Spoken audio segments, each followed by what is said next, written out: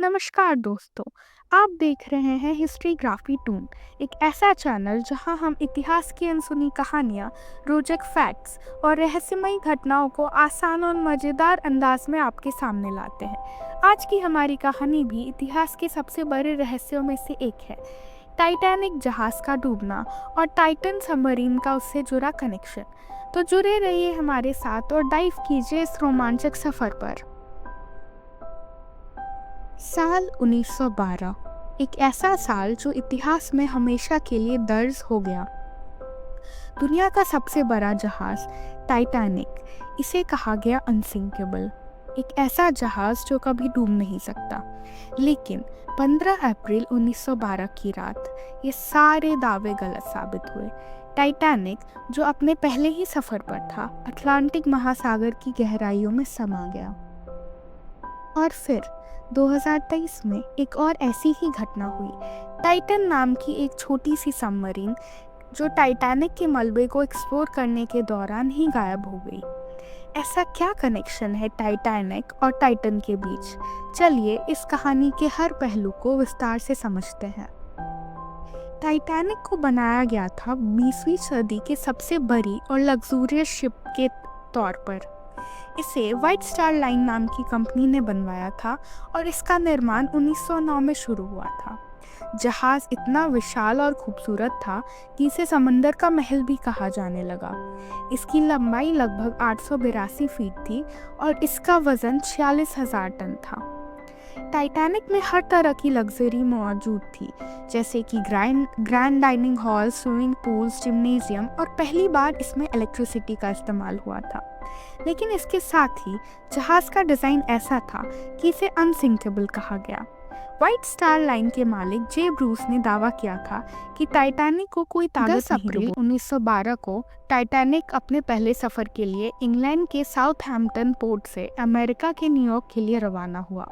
जहाज पर लगभग 2,224 लोग सवार थे, जिनमें rich passengers, middle class travellers और कुछ क्रू मेंबर भी शामिल थे। सब कुछ स्मूथ चल रहा था, लेकिन 14 अप्रैल की रात को कुछ ऐसा हुआ जिसने इतिहास बदल दिया। रात के 11:40 पर टाइटैनिक एक बड़े से आइसबर्ग से जाकर टकरा गया।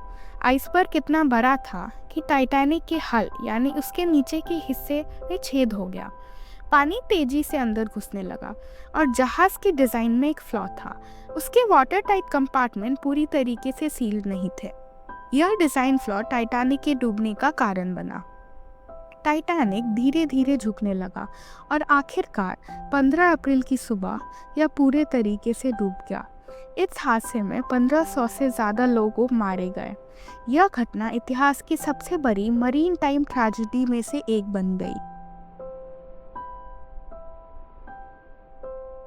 टाइटैनिक के डूबने के बाद उसका मलबा कहाँ गया, यह जानने में साइंटिस्ट और एक्सप्लोरर्स को डेकेड्स लग गए। सन 1985 ईस्वी में रॉबर्ट नाम के ओशियनोग्राफर ने टाइटैनिक का मलबा अटलांटिक महासागर के फ्लोर पर पाया। यह मलबा लगभग 12,500 फीट की गहराई पर था। मलबे को देखकर पता चला कि टाइटैनिक 2 हिस्सों में टूट गया है। आज भी ये मलबा ओशियन की फ्लोर पर पड़ा है और इसे एक्सप्लोर करने के लिए कई मिशंस हुए हैं। इन्हीं मिशंस में से एक था टाइटन सबमरीन का मिशन। टाइटन एक छोटी सी प्राइवेट सबमरीन थी जिसे ओशन गेट नाम की कंपनी ने बनाया था। इसका मिशन यह था कि ये समुद्र की गहराइयों में जाकर टाइटैनिक के मलबे को एक्सप्लोर करे। यह मिशन दुनिया के कुछ सबसे अमीर और एडवेंचरस लोगों के लिए बनाया गया था। तो 2023 में टाइटन ने टाइटैनिक के मलबे तक पहुंचने के लिए एक जर्नी की शुरुआत की, लेकिन इस दौरान कुछ ऐसा हुआ जिसकी किसी ने कल्पना भी नहीं की थी।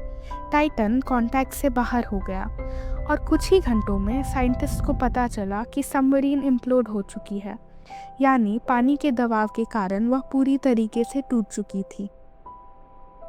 इस हादसे में 5 लोग मारे गए। इसमें ओशियन गेट के सीईओ रिचर्ड स्टॉकटोन रश और उनके और 3 पैसेंजर शामिल थे। सवाल यह, दोस्तों, टाइटैनिक और टाइटन के बीच कई चौंकाने वाली सिमिलैरिटीज़ हैं। दोनों ही हादसे ओशियन एक्सप्लोजन से जुड़े थे। टाइटैनिक का सफ़र टेक्नोलॉजी और लग्जरी का सिंबल था, वहीं टाइटन सबमरीन मॉडर्न टेक्नोलॉजी का। लेकिन दोनों ही केसेस में ह्यूमन एरर ने एक बड़ी भूमिका निभाई। टाइटैनिक के मामले में आइसबर्ग वार्निंग को नज़रअंदाज किया गया, वहीं टाइटन सबमरीन के मामले में सेफ्टी प्रोटोकॉल्स पर ध्यान नहीं दिया गया। ओशियन गेट की डिज़ाइन और सेफ्टी मेजर्स को लेकर पहले से ही कई सवाल उठाए गए थे, लेकिन इसे बुरी तरीके से नज़रअंदाज कर दिया गया। दोनों ट्रेजेडीज़ में ही जाने गई और ओशियन की ताकत को अंडरएस्टिमेट किया गया। टाइटैनिक ने हमें सिखाया है कि प्रकृति से बड़ा कुछ नहीं, और टाइटन ने ये हमें लेसन फिर से याद दिलाया है।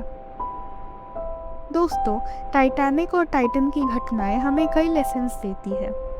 सबसे पहली, हमें हमेशा सेफ्टी को प्रायोरिटी देनी चाहिए, चाहे वो जहाज़ हो, सबमरीन हो या कोई और टेक्नोलॉजी। प्रॉपर प्रिकॉशंस और प्रोटोकॉल फॉलो करना ज़रूरी है। दूसरी बात, हमें प्रकृति की ताकत को कभी अंडरएस्टिमेट नहीं करना चाहिए। ओशियन जितना ही सुंदर है उतना ही डेंजरस भी। टाइटैनिक और टाइटन दोनों ने ये साबित किया है। तो दोस्तों, ये थी टाइटैनिक जहाज़ की दुखद कहानी और टाइटन सबमरीन का उससे जुड़ा कनेक्शन। इतिहास की ये घटनाएं हमें हमेशा याद दिलाती रहेंगी कि टेक्नोलॉजी कितनी भी एडवांस हो जाए, हमें हमेशा केयरफुल रहना चाहिए। अगर आपको यह कहानी इन्फॉर्मेटिव लगी तो आप इसे अपने दोस्तों और परिवार के साथ शेयर करें, और ऐसे ही इंटरेस्टिंग कहानियों के लिए हमारे चैनल को सब्सक्राइब करना ना भूलें। मिलते हैं अगली वीडियो में। धन्यवाद।